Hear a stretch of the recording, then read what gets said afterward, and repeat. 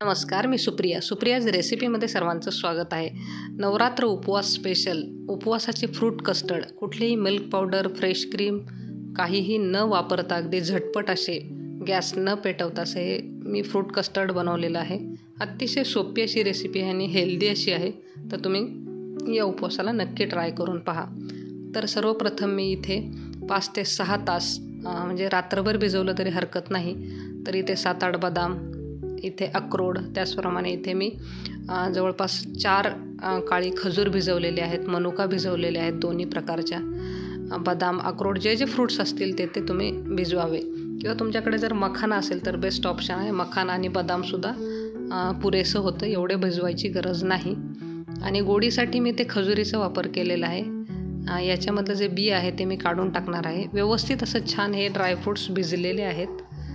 तर अशा पद्धतीने हे जे ड्रायफ्रूट्स आहेत, इकडे केसर भिजवलेलं आहे मी दुधामध्ये।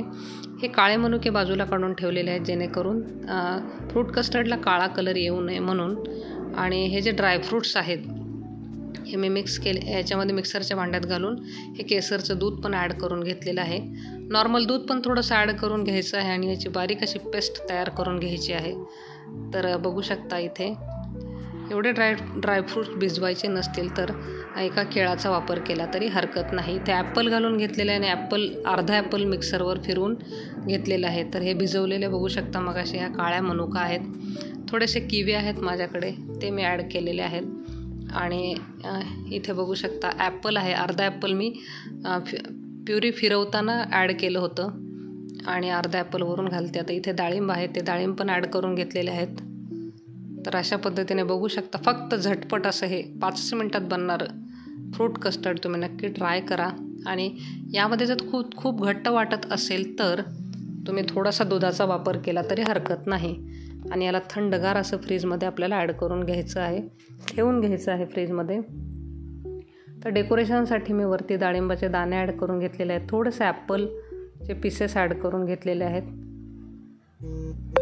आणि इथे बघू शकता किती झटपट असं अगदी हेल्दी, एवढं जर खाल्लं तर दिवसभर काही खायची गरज लागत नाही। आणि हे 2 वेळेसही अगदी व्यवस्थित असं पुरतं। वरतून किवीचे जे स्लाईस आहेत किंवा तुकडे आहेत ते मी ॲड करून घेतलेले आहेत डेकोरेशनसाठी।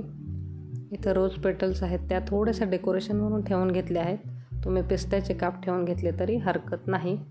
तर अशा पद्धतीने हे झटकीपट तुम्ही नक्की ट्राय करून पहा फ्रूट कस्टर्ड। रेसिपी आवडल्यास लाईक, शेअर आणि सबस्क्राईब करा।